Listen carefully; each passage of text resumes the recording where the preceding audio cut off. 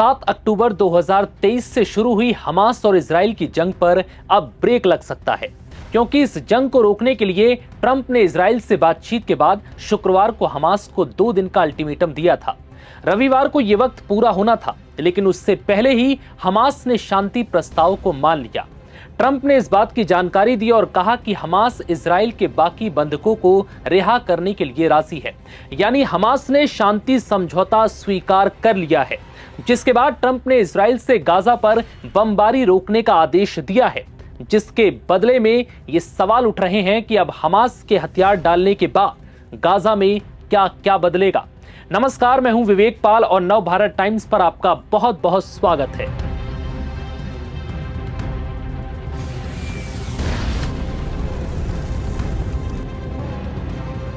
दरअसल 2 साल पहले ये जंग तब शुरू हुई जब 7 अक्टूबर 2023 को हमास आतंकियों ने जश्न मना रहे इजरायलियों पर हमला किया था। इनमें से कई के साथ क्रूरता की सारी हदें पार कर दी गई।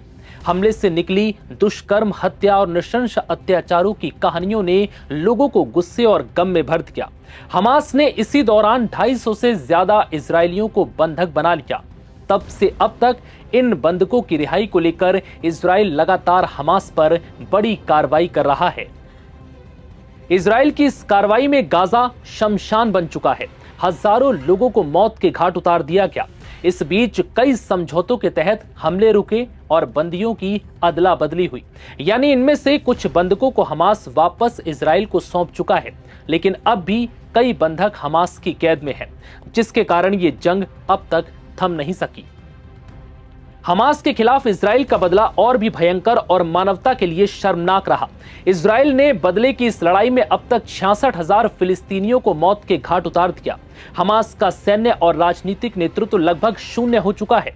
गाजा भयानक भुखमरी के दौर से गुजर रहा है। बच्चे और महिलाएं भूख प्यास से तड़प रहे हैं। गाजा में लोग एक एक दाने को मोहताज हैं।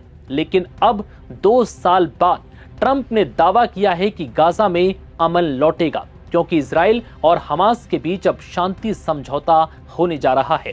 इस समझौते के तहत इजराइल अपने हमले तत्काल प्रभाव से रोक देगा और हमास हथियार डालेगा। साथ ही इजराइल गाजा की जमीन खाली करेगा।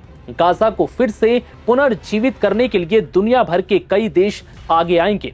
इजराइल और गाजा के बीच शांति बनाए रखने के लिए ट्रंप के गाजा प्लान को अब आगे फॉलो किया जाएगा।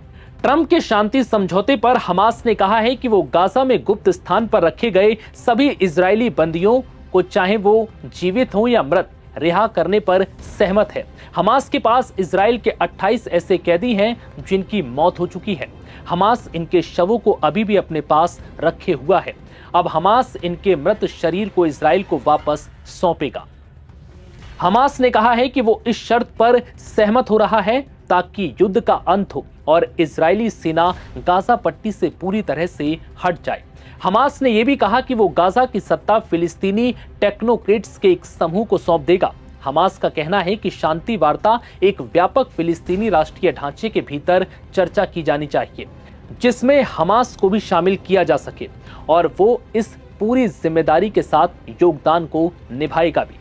गाजा युद्ध के अहम पक्षधर अमेरिकी राष्ट्रपति ट्रंप ने हमास की प्रतिक्रिया का स्वागत किया। उन्होंने कहा कि फिलिस्तीनी समूह टिकाऊ शांति के लिए तैयार है। उन्होंने कहा कि इजराइल को गाजा पर बमबारी तुरंत रोकनी चाहिए ताकि हम बंदियों को सुरक्षित रिहा करवा सकें। ऐसे माहौल में किया जाना चाहिए ये, ताकि ये खतरनाक ना हो सके।